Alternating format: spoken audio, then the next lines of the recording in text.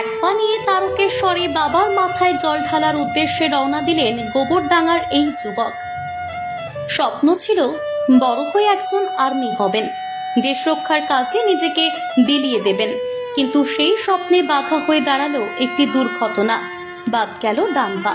সেই থেকে সৌমিক গোলদার একটি পা নিয়েই নতুনভাবে বাঁচার পথ খুঁজে নিলেন। শুধুই কি বেঁচে থাকা তা কিন্তু নয়, সৌমিক এক পায়ে সাইকেল চালিয়ে প্রায় 1000 কিলোমিটার পথ অতিক্রম করে পৌঁছে গিয়েছিলেন অযোধ্যায় রাম মন্দিরে। আর এবার এক পায়ে হেঁটে গোবরডাঙ্গা থেকে রওনা দিলেন তারকেশ্বরের উদ্দেশ্যে। আর সৌমিকের সঙ্গী হিসেবে সঙ্গে রয়েছেন 3 বন্ধু। এদিন যখন হাবড়ার ওপর থেকে সৌমিক পায়ে হেঁটে তারকেশ্বরের উদ্দেশ্যে যাচ্ছিলেন, তখন কেউ কেউ আবার এই সুন্দর মুহূর্তটি ক্যামেরা বন্দি করে রাখলেন, কেউ কেউ আবার আর্থিক সহযোগিতা এগিয়ে দিলেন, কেউ কেউ আবার সৌমিকের এই সাহসী পদক্ষেপকে সাধুবাদ জানালেন। অবাক হয়ে গেছি, আমি অবাক হয়ে গেছি ওকে দেখে, সত্যি খুব ভালো লেগেছে। আমি চাই ভোলে বাবার কাছে প্রার্থনা করি ওই যাত্রাপথ যেন শুভ হয়, শুভকামনা করছি। আমার খুব ভাল লাগছে, যেহেতু ওর একটা পা নেই, এতটা পা থাকা অবস্থায় আমরা ইয়ং জেনারেশন যারা আছি এতটা পথ আমরা যাওয়ার কোনো সাহস করি না।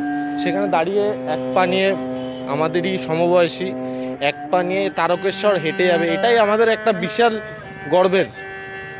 আর এটাই আমরা চাইছি যে ও সুস্থভাবে সবলভাবে যাতে ওখানে পৌঁছায়, এটাই আমরা কামনা করি। আমার নাম সায়ন দাস। হ্যাঁ, এই নিয়ে আমরা বঙ্গবাণী চ্যানেলের পক্ষ থেকে কথা বলেছিলাম সৌমিক গোলদারের সঙ্গে। তিনি আমাদের জানালেন, একদম সরাসরি সৌমিকদার সাথেই কথা বলবো।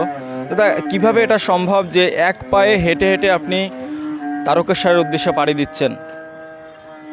বিষয়টা হচ্ছে ইচ্ছা থাকলেই উপায় হয়। তো সেই ইচ্ছা শক্তি নিয়েই, আর একটা আমাদের হিন্দু ধর্মে যে কথা আছে, শক্তি হে মানে ভক্তি হে তো শক্তি হে। তো ভক্তি করে ভগবানকে ডাকলে স্বপ্ন এমনিই তৈরি হয়ে যাবে। তো বিগত দিনে যেমন রাম মন্দিরে গেছিলাম, ভক্তি করে ডেকেছিলাম রামপ্রভুকে, তো তিনি আমাকে মোটামুটি তার চরণে পৌঁছে দিয়েছিলেন সঠিকভাবে।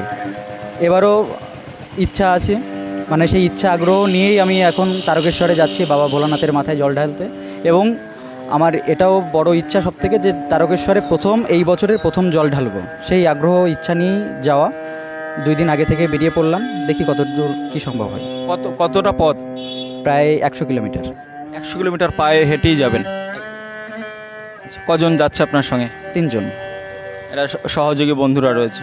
শেওড়াফুলি ওখানে আমরা এক্সচেঞ্জ করে এই জল, শেওড়াফুল থেকে জল নিয়ে আমরা বাবার মাথায় জল দেব। এখান থেকে আমরা ভাড়া হিসেবে নিয়ে যাচ্ছি। এবার একটু পিছনের কথায় যাই, কিভাবে পা হারিয়েছিলেন এবং কি স্বপ্ন ছিল যে স্বপ্ন পূরণ হলো না পা চলে যাওয়ার পরে? ঘটনা 2020 সাল, ওখানে রক্ত জমে যায়, টিউমার হয়ে ক্যান্সার হয়ে গিয়েছিল ডান সাইডে, ডান পা, হাঁটুর নিচের ওখানে। তো বিগত 2 বছর ধরে মোটামুটি সুস্থ ছিলাম, হঠাৎ করে ইনফেকশান হয়ে যায়। আর যে রডটা লাগানো ছিল সেই রডে ইনফেকশান হয়ে যায়। তো ইনফেকশান হওয়ার পরেই মোটামুটি প্লাস্টিক সার্জারি করা হয়েছিল 2 রাউন্ড, সেটাও টেকে নিই আর কি। তো এখন মোটামুটি পা অ্যাক্সিডেন্টে কাটার পরে মোটামুটি চেষ্টা করছি নিজেকে সঠিকভাবে সমাজের কাছে তুলে ধরার জন্য। কী স্বপ্ন ছিল? ইন্ডিয়ান আর্মি হওয়ার স্বপ্ন দেখেছিলেন, তো সেই স্বপ্ন তো আর জীবনে কোনো দিন পূরণ হবে না। এইভাবে এই যে পায়ে হেঁটে যাচ্ছেন বা একবার আপনি সাইকেলে গেলেন, কি বার্তা দিতে চাইছেন সমাজে? এটাই যে ইচ্ছা থাকলেই সব কিছু সম্ভব। আর মানুষ বেরিয়ে আসুক, যারা বসে আছে ঘরে, আমাদের মতো যারা মানুষ বসে আছে অ্যাক্সিডেন্টের পরে বিভিন্ন কারণে, যাদের এই দুর্ঘটনা, ঠিক আছে, তাদেরকে আমি বলবো যে মানুষের দীর্ঘায়ু বেশি দিন নয়। তো যতটুকু সময় আপনি বেঁচে আছেন সঠিক মানুষ হিসেবে সমাজের কাছে তুলে ধরুন। আর পৃথিবীতে জন্ম যখন নিয়েছেন, কিছু দাগ কেটে যান পৃথিবীর বুকে, ব্যাস চেষ্টাই করছেন কিছু করার। এই বার্তা একদম। কি নাম আপনার? সৌমিক গোলদার।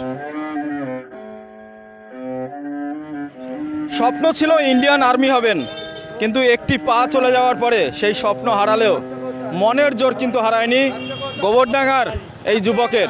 তিনি কখনো সাইকেল নিয়ে অযোধ্যা পাড়ি দিয়েছেন, আর এবার একদম পায়ে হেঁটে প্রায় 100 কিলোমিটার পথ তিনি যাচ্ছেন তারকেশ্বর। তার এই যাত্রা শুভ হোক, এটাই আমরা চাই। উত্তর 24 পরগনা থেকে উজ্জ্বল শিকদারের রিপোর্ট, বঙ্গবাণী নিউজ।